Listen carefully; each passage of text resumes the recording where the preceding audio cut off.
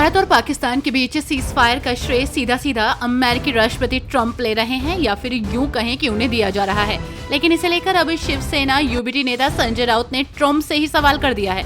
दरअसल संजय राउत ने कहा कि अगर वो पावरफुल हैं तो इजराइल और गाजा के बीच लंबे समय से चली आ रही वॉर क्यों नहीं रुकवा पाए। प्रेस कॉन्फ्रेंस के जरिए संजय राउत ने कहा, राष्ट्रपति ट्रंप भारत पर दबाव डालकर पाकिस्तान से हो रहा संघर्ष रुकवा देते हैं। हम एक संप्रभु देश हैं। हम एक ऐसा देश हैं जिसमें तीसरा कोई राष्ट्रपति हस्तक्षेप नहीं कर सकता। पंजाब के राज्यपाल गुलाब चंद कटारिया ने बड़ा बयान दिया है। उन्होंने कहा कि राजनीतिक पार्टियों का एक प्रतिनिधि मंडल जल्द ही सीमावर्ती क्षेत्रों के विकास के लिए केंद्र सरकार से विशेष पैकेज की मांग करेगा। पहले सीमावर्ती क्षेत्रों को बॉर्डर डेवलपमेंट फंड मिलता था, जो कि काफी समय से बंद है। मुख्यमंत्री भगवंत मान ने कहा कि सीमावर्ती क्षेत्र में रियायतें देने पर विशेष ध्यान दिया जाएगा। पाकिस्तान से सीज फायर के बाद ऐसा दावा किया जा रहा है कि स्थिति सामान्य है, लेकिन वहीं दूसरी तरफ भारतीय वायुसेना ने बड़ा बयान दिया है। सेना ने कहा है कि ऑपरेशन सिंदूर अभी जारी है।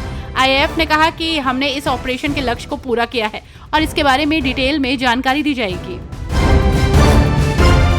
भारत और पाकिस्तान के बीच शनिवार को किए गए सीज फायर के ऐलान के बाद से लगातार नेताओं की प्रतिक्रिया सामने आ रही है। वहीं इसी बीच कांग्रेस के वरिष्ठ नेता और पूर्व वित्त मंत्री पी चिदम्बरम का इंडियन एक्सप्रेस में प्रकाशित एक कॉलम काफी ज्यादा सुर्खियों में आ गया है। अपने कॉलम में चिदम्बरम ने भारत के प्रधानमंत्री नरेंद्र मोदी की युद्ध नीति की जमकर तारीफ की है। भारत और पाकिस्तान के बीच संघर्ष विराम की सहमति का श्रेय अमेरिका के राष्ट्रपति डोनाल्ड ट्रंप ने लिया। सोशल मीडिया पर इसकी जमकर चर्चा हो रही है। वहीं इसको लेकर नेताओं की लगातार प्रतिक्रिया आ रही है। इस बीच उद्धव ठाकरे गुट की सांसद प्रियंका चतुर्वेदी ने एक्स पोस्ट में लिखा, कश्मीर पर समाधान ढूंढने के लिए हमें अमेरिका या किसी और देश के हस्तक्षेप की जरूरत नहीं है। नियति ने हमें ये जिम्मेदारी सौंपी है कि भारत को इस चुनौती का सामना करना आता है।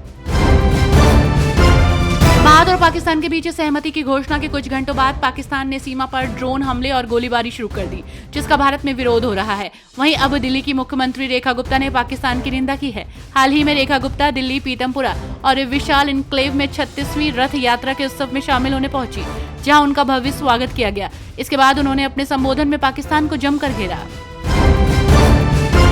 कांग्रेस नेता उदित राज ने प्रधानमंत्री नरेंद्र मोदी पर निशाना साधा और कहा कि अमेरिका द्वारा घोषित शांति और सीज फायर की अपील बेहद ही तकलीफदायक है। उन्होंने याद दिलाया कि प्रधानमंत्री मोदी ने बिहार की एक चुनावी सभा में कहा था कि हम आतंकवादियों को मिट्टी में मिला देंगे, लेकिन आज हालात ये हैं कि मोदी जी ने खुद देश की इज्जत को मिट्टी में मिला दिया है। भारत पाकिस्तान के बीच युद्ध विराम को लेकर नेताओं की लगातार प्रतिक्रिया आ रही है। वहीं इसी बीच दिल्ली कांग्रेस के नेता संदीप दीक्षित का बड़ा बयान सामने आया है। दरअसल इसे लेकर उन्होंने कहा कि कुछ उल्लंघन हुए थे, जो स्पष्ट रूप से उल्लंघन का मामला था, लेकिन क्या इसका मतलब ये है कि वे संघर्ष विराम का उल्लंघन कर रहे हैं? मुझे ऐसा नहीं लगा। शुरू में उल्लंघन हुआ था। उत्तराखंड में भारत पाकिस्तान के बीच तनाव बढ़ने के बाद संवेदनशील क्षेत्रों में ड्रोन से निगरानी बढ़ाई गई है। देहरादून, मसूरी, ऋषिकेश, हरिद्वार और 4 धामों में 17 ड्रोन लगाए गए हैं। चीन सीमा पर भी सुरक्षा बढ़ाई गई है। खुफिया एजेंसियों की आशंका के बाद ये कदम उठाया गया है ताकि किसी भी घुसपैठ को रोका जा सके। ड्रोन से निगरानी का मुख्य उद्देश्य संदिग्ध गतिविधियों पर नजर रखना है। एक तरफ पाकिस्तान के युद्ध विराम होने के बाद और फिर उसका उल्लंघन करने के बाद देश में गुस्से का माहौल है। इसे लेकर नेताओं की लगातार प्रतिक्रिया सामने आ रही है। वहीं इसी बीच हरियाणा के ऊर्जा, परिवहन और श्रम मंत्री अनिल विज ने पाकिस्तान को उनकी इस हरकत पर उसे ना पाकिस्तान कहा है। उन्होंने कहा कि झूठ, फरेब, धोखेबाजी पाकिस्तान के हथियार हैं। हमारी शीर्ष नेतृत्व इस पर नजर रखे हुए है।